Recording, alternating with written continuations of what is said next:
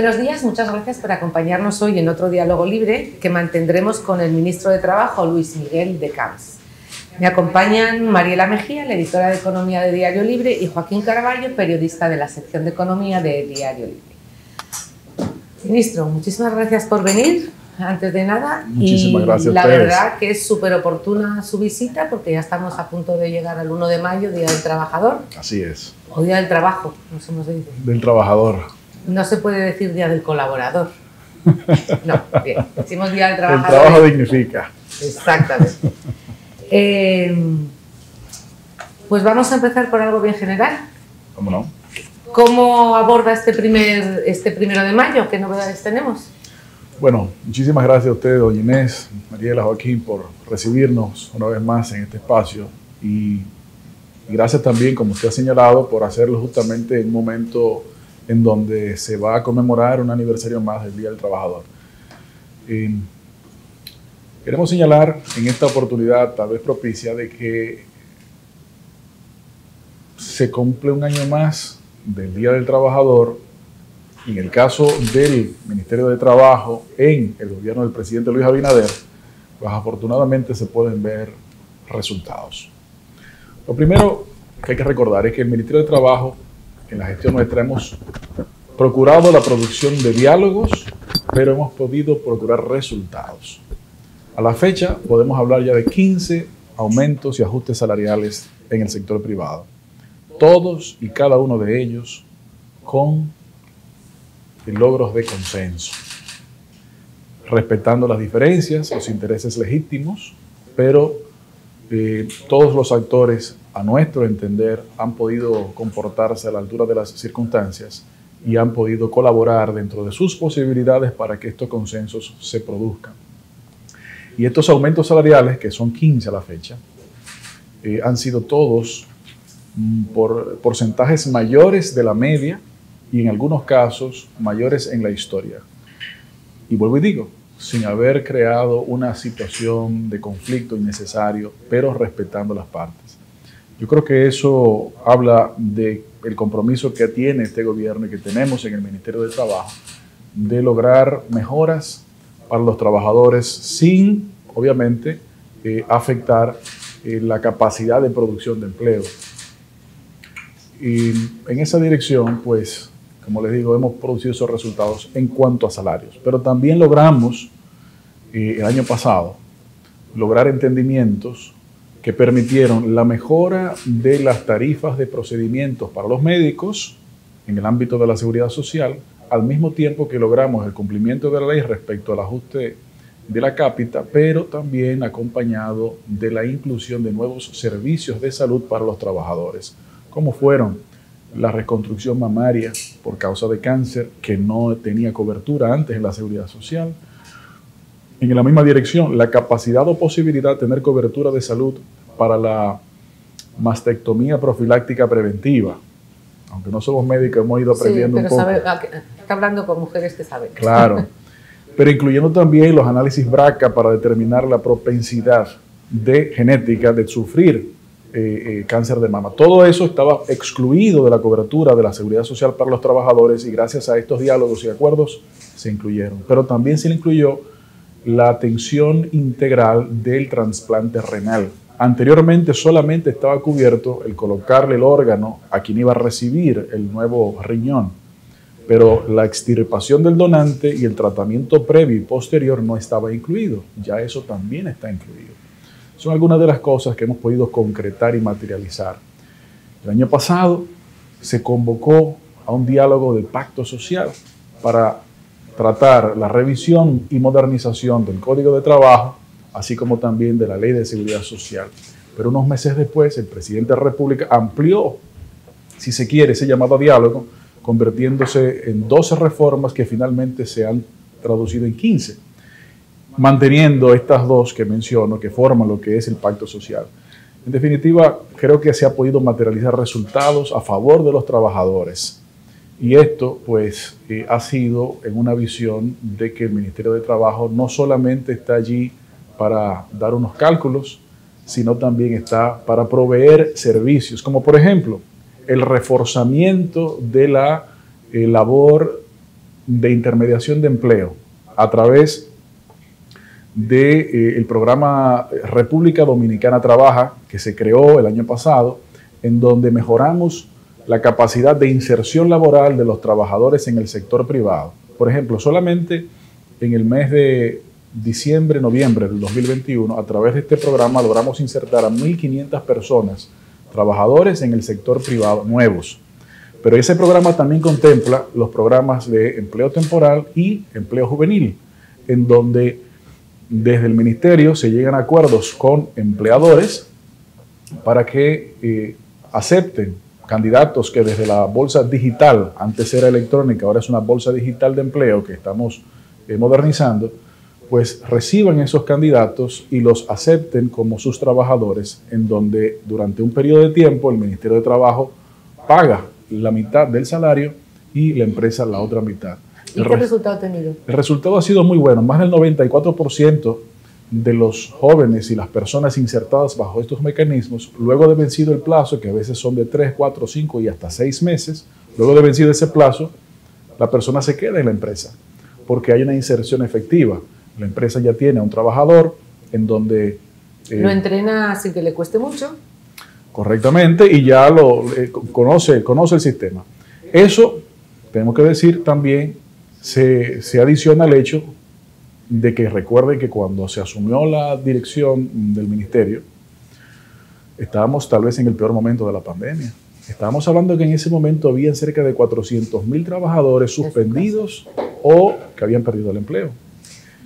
Todos esos trabajadores que se encontraban fuera se lograron recuperar en septiembre de 2021 y para finales del 21, comparado con diciembre del 20 y diciembre del 21, el desempleo había bajado de 7.4% a 7.1%. ¿Cuánto es ahora?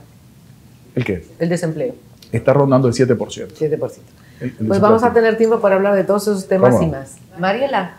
Justamente con esas estadísticas que iba a comenzar a compartir, el gobierno promueve la recuperación del empleo, de que se recuperó. Sin embargo, las estadísticas que tenemos hasta ahora, que publica el Banco Central, indican que el empleo en el sector informal aumentó después de todo este periodo de la pandemia.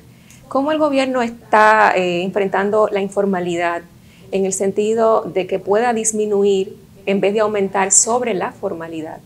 Bueno, según los datos justamente de la encuesta continua de fuerza de trabajo del Banco Central, pues vemos que el sector informal pasó en el tercer trimestre de 2021 de 52% a 50.9% y el sector formal de 47% a 49%. ¿Eso fecha, perdón?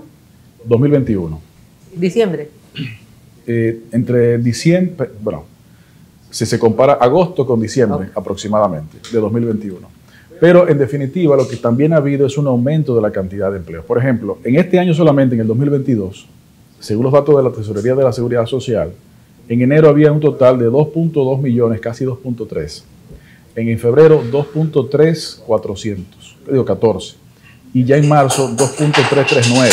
Es decir, la cantidad de empleos formales que se han materializado sigue en incremento. No solamente se recuperaron en septiembre del 21 todos los empleos formales del sector privado, sino que ya para el cierre del año 2021 los empleos formales del sector privado seguían aumentando y superaban en cerca de 60.000 los que existían antes de la pandemia, en febrero de 2020. Y la ruta de crecimiento, de inversión y de recuperación pues se mantiene. Pero igual hay el sector informal, una de las cuestiones que alega para no formalizarse, los costos que representa formalizarse. Y de hecho ustedes están discutiendo una parte importante en la reforma al Código de Trabajo y la cesantía. Esos costos de formalización para las pequeñas empresas informales, ¿cómo el gobierno prevé que puedan subsanarse? Lo primero, ya que usted menciona ese tema, lo primero es señalar que el gobierno de la República Dominicana y nosotros, como parte del mismo, no estamos de acuerdo con la eliminación de la cesantía, para que eso se sepa nuevamente. Segundo, los sectores que lo habían propuesto en el pasado han dado declaraciones también recientemente de que han evolucionado y se han dado cuenta de que eso no es conveniente. De hecho, Una de las razones tal vez por la que no hubo mayores niveles de desempleo en la pandemia es justamente por eso. Entonces, sí, lo que estamos buscando para facilitar el crecimiento del empleo formal o la formalización es educar, por un lado, pero también ampliar los beneficios de la cobertura de la seguridad social. Porque muchas veces la ciudadanía o alguna parte de los trabajadores puede que no conozcan en su justa dimensión todos los beneficios que la seguridad social tiene, y esto se logra a través de la formalización.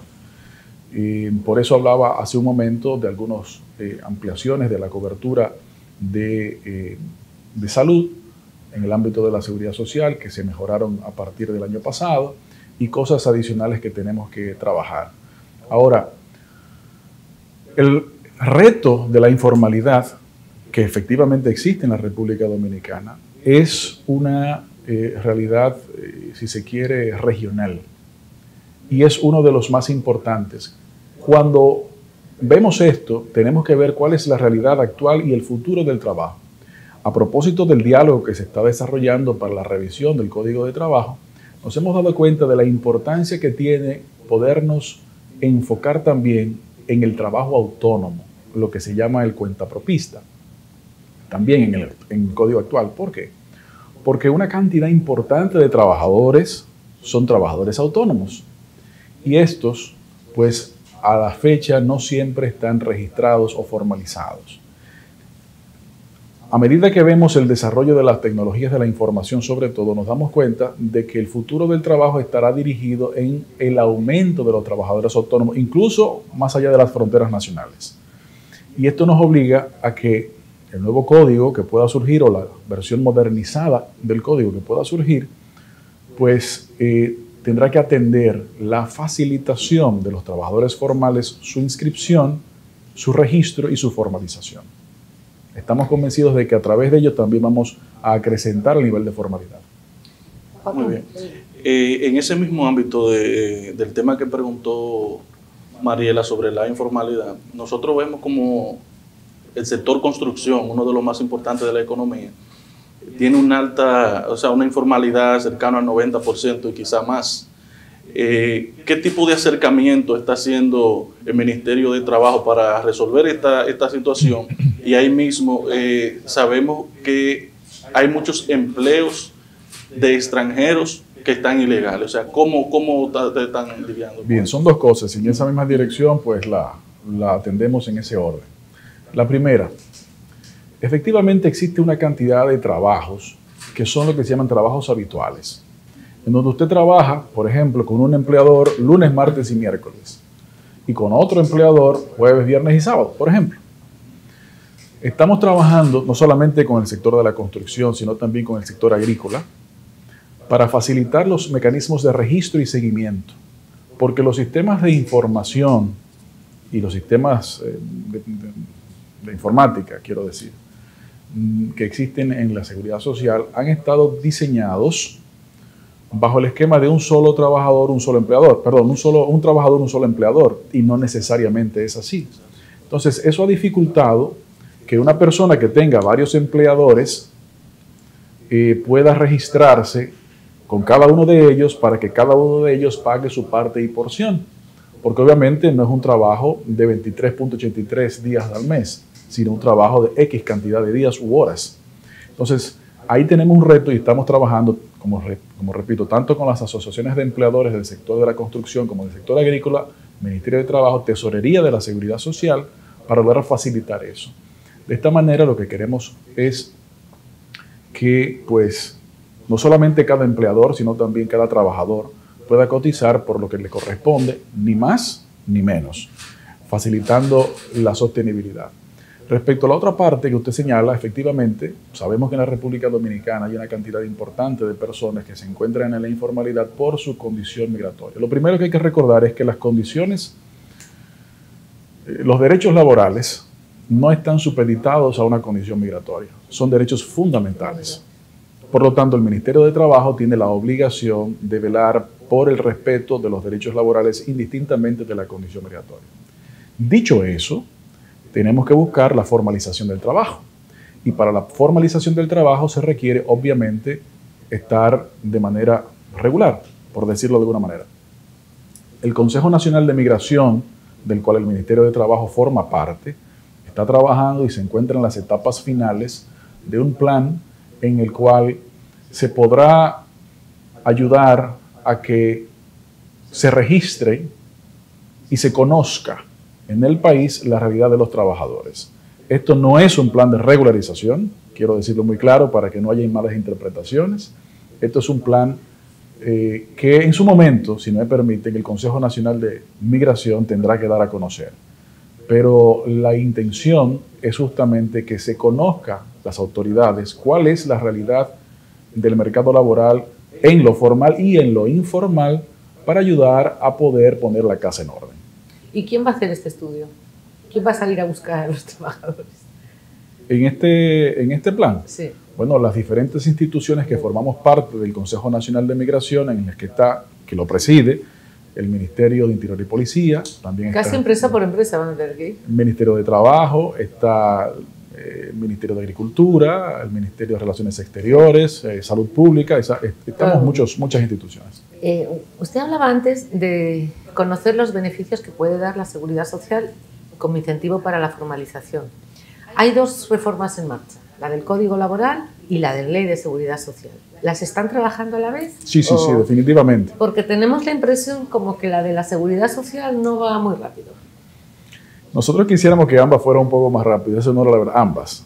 La verdad es que ambas van caminando, no se han detenido afortunadamente, pero son temas muy complejos, son temas ya que tienen mucho tiempo y son temas que el gobierno ha tratado de que sea inclusivo el diálogo lo más posible, sin perder algún tipo de organización y metodología que permita llegar a una conclusión.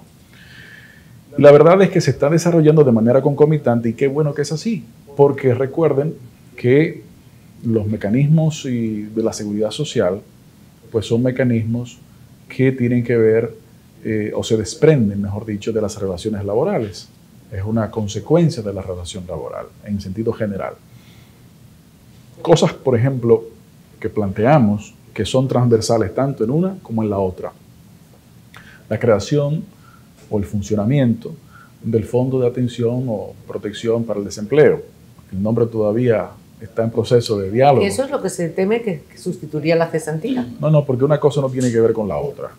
Una cosa no tiene que ver con otra. ¿Para qué estamos planteando la necesidad de la creación de este fondo? O seguro, dependiendo del esquema que establezca. Para que cuando una persona se encuentre en estados de desempleo, pues tenga, por ejemplo, en los países en donde funcionan estos mecanismos, la persona se le requiera registrarse en la bolsa de empleo del Ministerio de Trabajo para tener conocimiento, pero también la empresa tenga la obligación de reportar las vacantes que tiene y las vacantes que tendrá, obligación que en el día de hoy no tienen. Se consiguen porque es el trabajo que hace el Ministerio de Trabajo en el contacto con los diferentes empleadores, pero no hay una obligación legal para hacerlo. Segundo, otro de los beneficios, pues una persona que se encuentre en ese estado y que el ministerio tenga la capacidad de visibilizarlo, conocerlo, pues va a poder saber cuáles programas de capacitación, por ejemplo, pudiera aprovechar para aumentar su capacidad de empleabilidad y lograr que el círculo sea virtuoso y no un círculo pues, que replique miseria o situaciones de debilidad. Ariel, ahora que doña Inés también pregunta por el Código de Trabajo, quiero retornar la palabra que mencionamos hace un momentito, es la cesantía.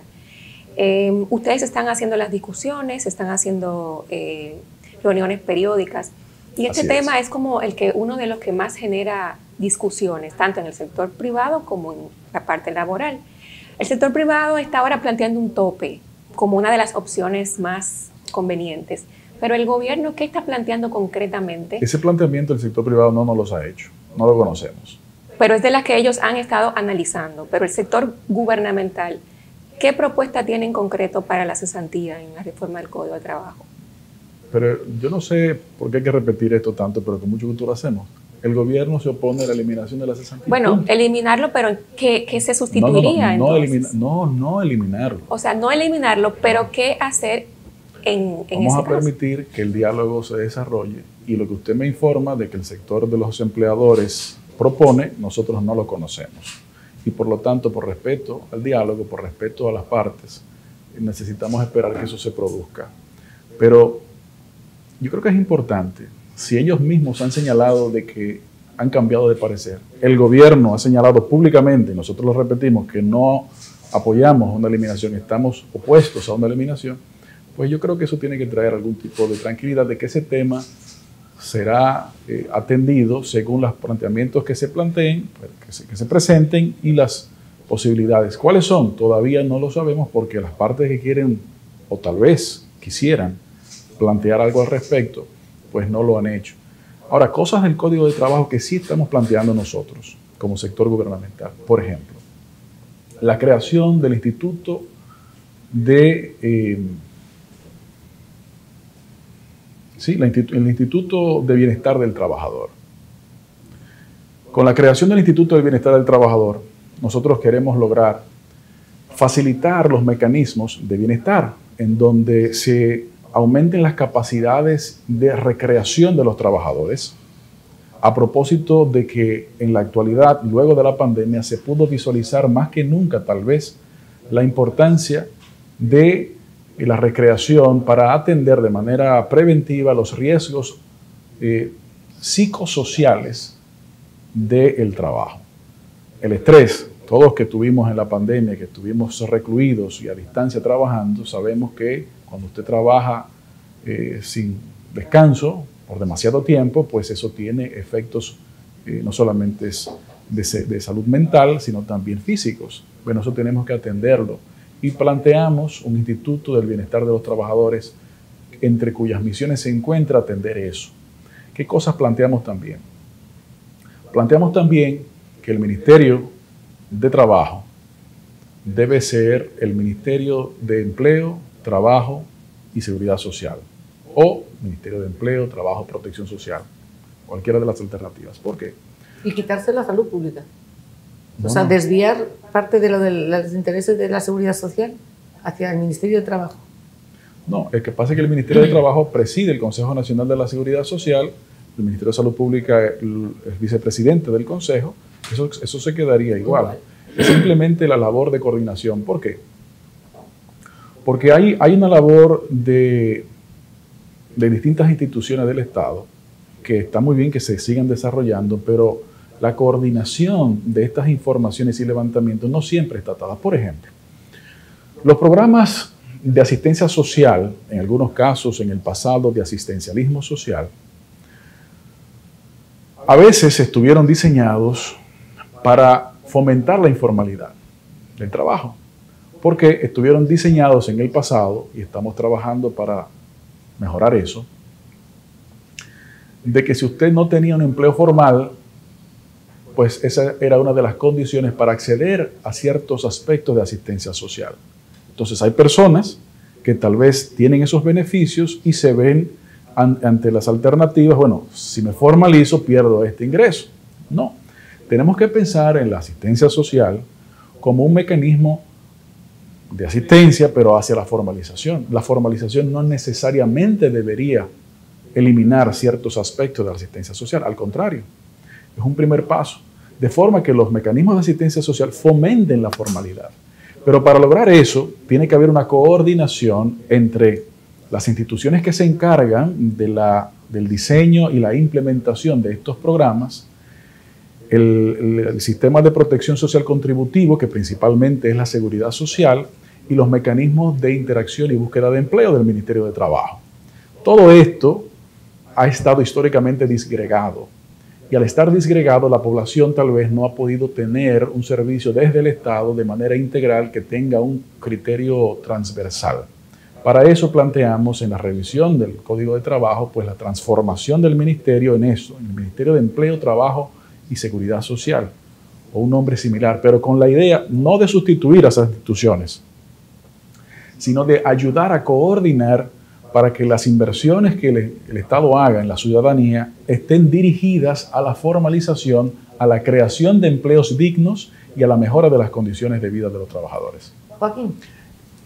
Ministro, con lo que usted ha estado planteando, aparentemente el ministerio podría estar cambiando esa imagen obsoleta que se refleja y que se ve como una institución que solamente está solo está para calcular prestaciones, para hacer diálogo y aumentar salarios si se quiere. O sea, dentro de ese sistema de revolución en el término laboral va el cambio de la institución. Así es.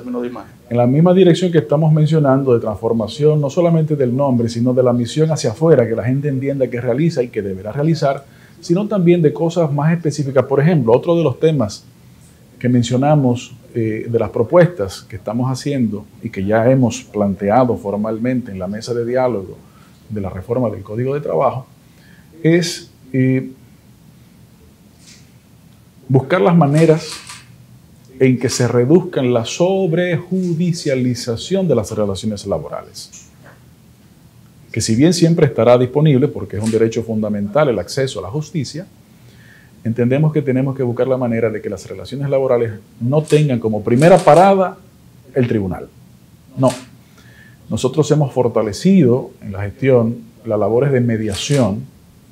El Ministerio de Trabajo tiene una dirección de mediación y arbitraje y hemos logrado aumentar la cantidad de mediadores en todo el territorio nacional, pero entendemos que el código pudiera ser fortalecido a través de mejoras en el ámbito de mediación, en donde la población conozca que antes de necesariamente ir a un tribunal puede acceder a través del Ministerio de Trabajo a un proceso de diálogo y de mediación, y que tal vez la relación laboral se salva, o si no es salvable, pues las partes pueden cumplir con sus respectivas obligaciones que la propia ley le da.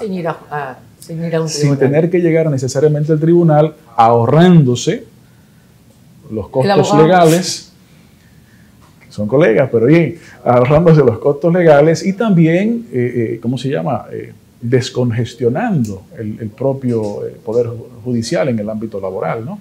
Otra de las cosas que queremos mejorar en el Código de Trabajo es la capacidad del Ministerio de Trabajo en la aplicación de multas.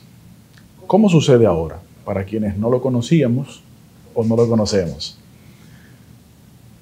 El inspector de trabajo asiste, ya sea por una visita regular o por una denuncia que se reciba, a la visita a una empresa, en donde hace la inspección y si encuentra una falta, pues hace un acta de apercibimiento, en donde le da un plazo relativamente corto para corregirlo. Al vencimiento del plazo, el inspector retorna. Si la falta persiste, pues levanta un acta de infracción. Y el acta de infracción se remite al Ministerio Público, al fiscal laboral, que ya es otra institución, como sabemos, del Estado, y decide esta institución si perseguir o no perseguir en la justicia esta infracción. ¿Qué sucede? Que muchas infracciones no se persiguen por diferentes razones y al final el que infringe le hace más sentido económico seguir infringiendo que cumplir con la ley, porque es más barato el incumplimiento que el cumplimiento. Ya sea porque el proceso, si se produce un proceso judicial, dura años, y entonces es más barato el incumplimiento. Nosotros entendemos que con el desarrollo del derecho administrativo de los últimos 15 años al menos, se está en la capacidad de que el ministerio tenga la manera de establecer multas administrativas y si están bien puestas, se quedan. Y si están mal puestas, está el Tribunal Superior Administrativo para contestar estas multas. O sea, la idea siempre es acortar procesos. El régimen de consecuencia, claro, el régimen de consecuencia sea más palpable y más rápido, de forma y manera en que los abusos, ya sea de los trabajadores o de los empleadores, pues pueda entonces eliminarse. Mariela. Ministro, recientemente el ministerio fue también objeto de debate, especialmente en la opinión pública, con la resolución que han puesto a discusión para regular el trabajo doméstico. Y uno de los temas que más también llamó la atención a la gente, que inclusive tiene trabajadores domésticos en sus hogares, es que éstas puedan cotizar en la seguridad social. La resolución no especifica bien cómo esto se haría, Pero cuando ustedes la estuvieron analizando, ¿qué pensaron que podría ser el mecanismo idóneo para que esto pueda ser balanceado y que un hogar no cargue con un peso tan grande de ir a la DGI? ¿Cómo Correcto. se haría? Muchísimas gracias. Efectivamente, lo primero que hay que señalar es que, aprovechando este espacio, la población tiene que estar tranquila, porque lo que finalmente surja y el proceso de desarrollo en la adopción de las medidas de las distintas instituciones que tendrán que intervenir, se va a hacer como se está haciendo esto, con la participación de la sociedad. Mire, el Ministerio pudo perfectamente haber convocado el Comité Nacional de Salarios inmediatamente para establecer un salario mínimo y simplemente seguir la ruta de aplicación de la ley que ya desde el 2016 es ley dominicana. Pero decidimos que hacerlo así pudiera ser incorrecto porque pudiera interpretarse como un palo acechado. Y no, ¿qué es lo que hicimos? Produjimos un borrador de resolución, porque no existe resolución todavía, existe un borrador de resolución y lo sacamos a la discusión pública para que no solamente el tripartismo nuclear de empleadores, trabajadores y gobierno lo discutiéramos, sino también que fuera toda la sociedad en un diálogo social amplio, que fuera conociendo esto y discutiendo esto. Ese es un primer paso y la ruta sigue como lo menciono ahora. Un segundo paso es el establecimiento de un salario mínimo. ¿Cuál es el salario mínimo? No lo sabemos. Pero si ahora mismo cualquiera de nosotros quisiera inscribir a un trabajador doméstico en la seguridad social, no lo podemos hacer. Porque el sistema que existe en la seguridad social no conoce un salario mínimo.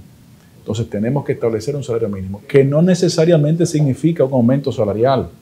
Simplemente significa el conocimiento o el establecimiento formalmente de cuál es el salario mínimo aplicable a ese sectorizado.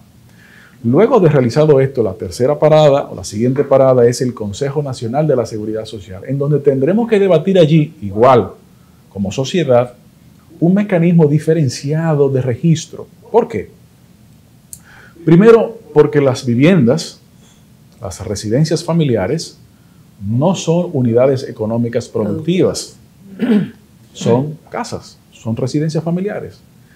Pero el sistema de registro ante la seguridad social que existe en nuestro país en este momento está diseñado para unidades económicas productivas. Por lo tanto, tenemos que buscar un sistema de registro distinto, que no sea igual y que no tenga las condiciones o requerimientos preliminares. ¿Cuál es el sistema? Todavía no existe, vamos a crearlo juntos. Nosotros entendemos que no debe estar condicionado a alguna de las cosas que están las empresas condicionadas, porque las viviendas, se repito, no son empresas. Tercero, otra parada. Luego de que eso se establezca, ya habrá la posibilidad de que la ciudadanía pueda tener accesos. Pero incluso en las coberturas, que ya sería contributivo el régimen, tienen también que haber unas coberturas distinguidas, en el sentido de que no lesione al trabajador tampoco, que en muchos de los casos en el día de hoy tienen régimen subsidiado. Y otra tercera o cuarta parada, yo no recuerdo la siguiente parada que es.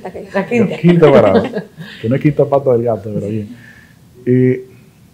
Estamos trabajando desde ya en aumentar y crear programas de formación de trabajo doméstico en el Infotep, para que el trabajador doméstico tenga su certificación con el conocimiento no solamente de los oficios y los trabajos, sino también de los riesgos laborales que implica, cuáles productos no se pueden combinar, cuáles son perniciosos, etcétera.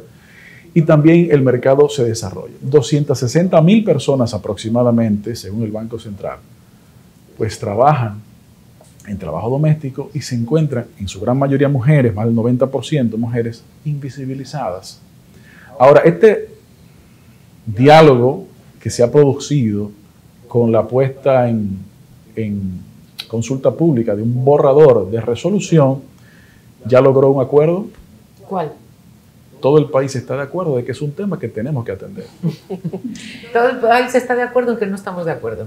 No. Es un principio. Es un tema de que, ya se está de acuerdo en que estamos de acuerdo en que es un tema que no puede seguir en el olvido, que tenemos que atender. ¿Cómo lograrlo? Vamos a seguirlo construyendo. Que las discusiones se han calmado un poco porque la gente cree que no se va a hacer.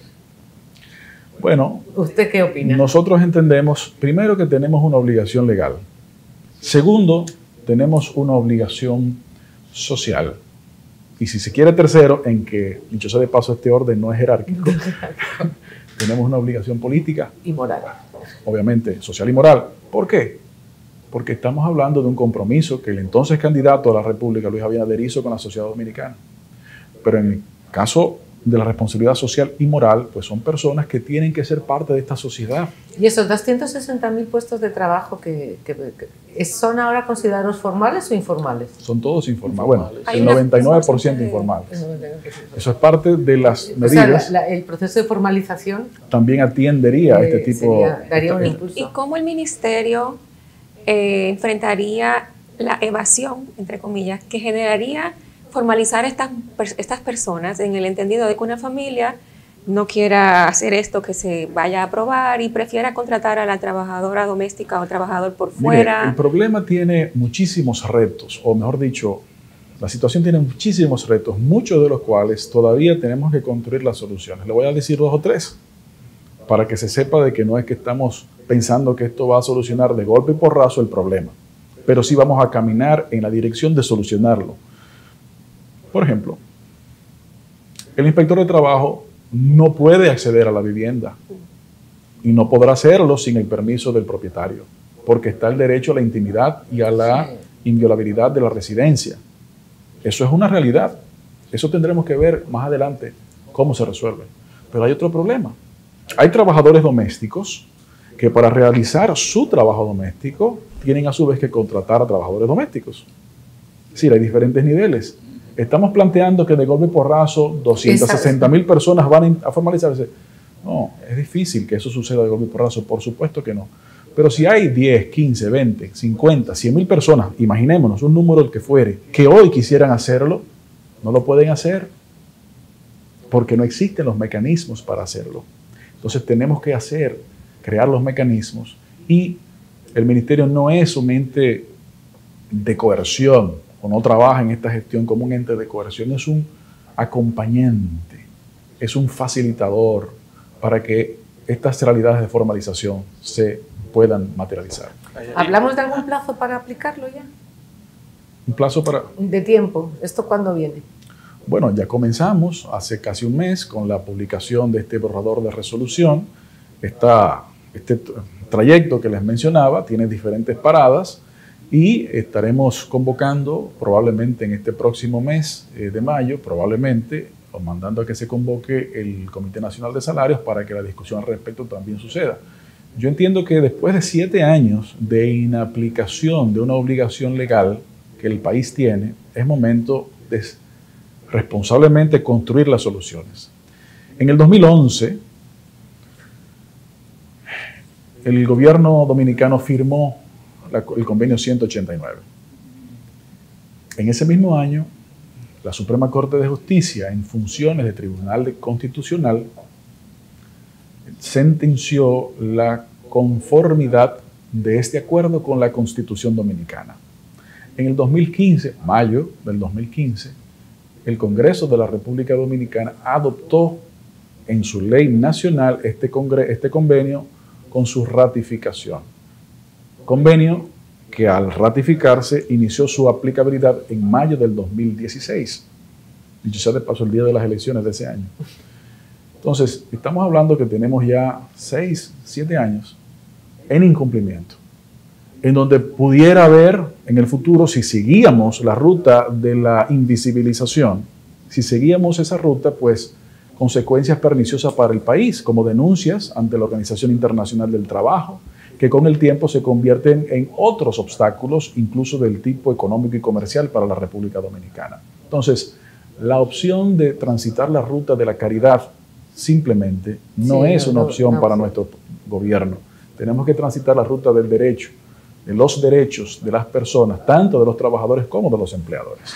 Joaquín. Quizá voy a dar un cambio brusco, pero recientemente hubo un conflicto dentro de uno de los negocios de ciudadanos chinos, como usted habló ya del tema de justicia, etcétera, del estrés que causa, por ejemplo, que causó la pandemia, pero en los ambientes laborales también se dan muchas situaciones que no salen a la luz pública y deben de pasar cosas como, lamentablemente como esta, para que se le preste atención a ese sector. ¿Ustedes como ministerio están haciendo algún levantamiento? ¿Han recibido denuncias de ese sector de que tiene horarios abusivos, que pagan mal, etcétera? Mire, a propósito de ese ejemplo, le puedo decir justamente que se mandó a hacer unas inspecciones. Lamentablemente, a propósito del lamentable hecho, surgió con mayor intensidad. Obviamente, de manera constante las inspecciones se realizan, pero en esta oportunidad con un mayor ahínco. Espero en los próximos días, tal vez tan reciente como hoy, ya veremos, podremos tener algunas respuestas del caso puntual y de los espacios aledaños. Ciertamente, de manera constante, el Ministerio recibe denuncias y constantemente se mantiene la labor de inspectoría, pero hay falencias institucionales que tenemos que resolver, y una de ellas la mencionaba hace un momento, y es la falta de competencias legales para llegar a ciertas conclusiones. Si una empresa, sea el del ejemplo que usted señala u otras, tiene niveles de incumplimiento, pero vuelvo y digo, es más barato el incumplimiento, o se le entrega a otra institución del Estado que tiene otras prioridades el seguimiento a esas infracciones, pues es difícil lograr su regularización en cuanto al respeto del derecho de los derechos laborales. Sin menoscabo de eso, usted creo que nos ayuda en la pregunta al establecer mecanismos, no solamente de denuncias que existen, incluso de denuncias anónimas que existen en el Ministerio de Trabajo, sino también de la necesidad del Instituto de Bienestar del Trabajador, para que las relaciones laborales sean adecuadas, con el respeto no solamente ya de los derechos laborales, sino de los propios derechos fundamentales, aunque el derecho laboral es uno de los derechos fundamentales, pero también de los demás. Eso es parte de los grandes retos. El área de inspección, en términos generales, requiere de fortalecimiento, no solamente en cantidad de personas, ni solamente en cantidad de recursos económicos, sino también en las capacidades que legalmente se tienen para hacerlo. Eso es algo que estamos trabajando y que estamos proponiendo en el diálogo para la reforma y modernización del Código de Trabajo. Nos queda una última pregunta, Mariela, y otra yo. Sí, estas inspecciones que usted dice que se están dando a raíz del suceso, ¿serán solamente con negocios cuyos propietarios son chinos? ¿Solamente será por la zona de la Duarte? Explícanos un poquito más. Las inspecciones, vuelvo y digo, se hacen de manera constante en todo el país. Las diferentes representaciones locales de trabajo en diferentes puntos del país tienen su cuerpo de inspectoría que establecen una cantidad de inspecciones al día, sean estas programadas o no programadas, sujeto a denuncias. En el caso que se menciona, pues se está haciendo de manera particular, sin discriminar por nacionalidad, empresas similares en diferentes puntos del país, incluyendo esos puntos, pero en diferentes puntos del país para fortalecer la revisión. Ahora, si no se conocen las violaciones, difícilmente se puede atender casos específicos. Por eso es importante que la ciudadanía pueda informar al Ministerio de Trabajo si hay eventos de violaciones, ya sea de manera directa, personal, por redes, por teléfono, como fuere, o de manera anónima, pero es necesario, porque si no se conoce, pues difícilmente se puede hacer la inspección más allá de la programada. Y para ello también la ciudadanía tiene que conocer sus derechos, entre los cuales se encuentra la formalización y el acceso a la seguridad social. Pero hay gente que a veces no denuncia por temor a perder su trabajo y que quede desprotegido. ¿Cómo el ministerio garantiza que una denuncia no acarreará un despido? Por eso está la posibilidad de la denuncia anónima, en donde se establece la denuncia sin identificar el denunciante, pero sí el lugar de trabajo, y en donde el ministerio, a través de los inspectores, pueda personarse, hacer la inspección, y el empleador pues no se enterará del autor de la misma. Ministro, el 1 de mayo era el día tradicional en todo el mundo, en el que los sindicatos salían a la calle, ¿verdad? Hacían manifestaciones festivas, a veces, otras veces no tan festivas, pero era una demostración de la fuerza. Yo creo que los sindicatos a nivel mundial han perdido mucha de este papel, por la misma evolución de todo. incluso del mismo evolución del mercado de trabajo, y a los jóvenes que trabajan digitalmente para un empleador extranjero no se sienten identificados como para afiliarse con un sindicato, etc. ¿Qué fuerza tienen realmente ahora los sindicatos dominicanos? ¿Qué datos tienen? ¿Cuánta gente está afiliada a un sindicato? Mire, qué bueno que usted toque ese tema, porque es uno de los temas que tenemos que mejorar en el Código de Trabajo. El Ministerio de Trabajo tiene prohibido, por mandato del Código, inmiscuirse en temas internos de los sindicatos. Es una pena, perdón.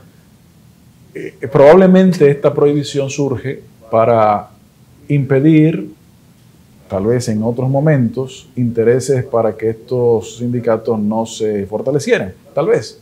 Vamos a llamar que hace 30 años de este código, o sea, son épocas distintas.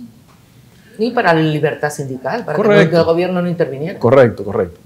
Pero ante esta prohibición, el Ministerio de Trabajo solamente tiene un departamento de registro sindical en donde recibe las comunicaciones, pero no puede incidir en lo que se recibe.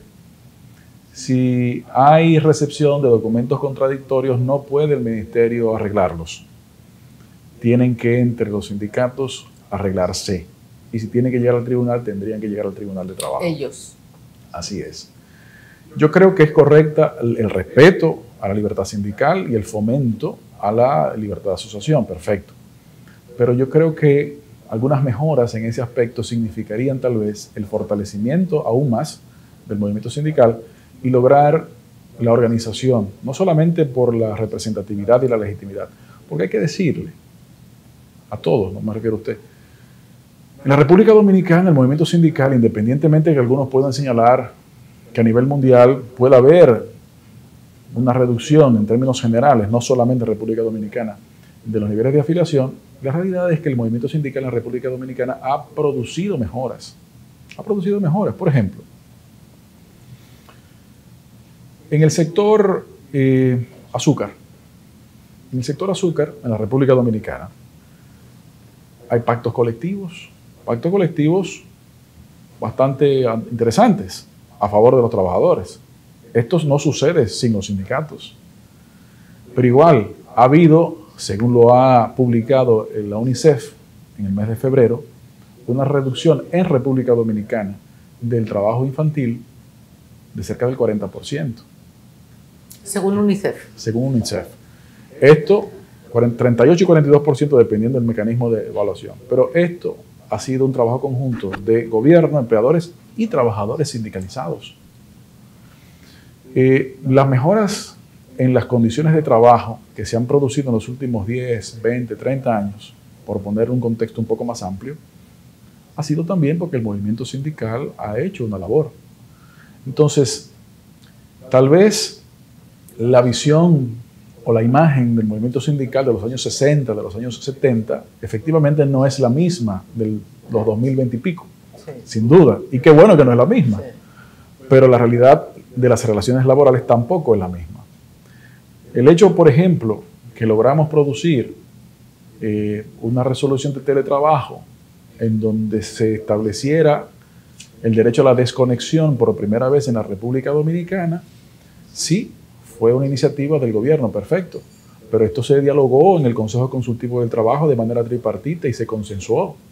Y tanto los trabajadores, los empleadores como los trabajadores o sindicatos, pues fomentaron esto y lo materializamos.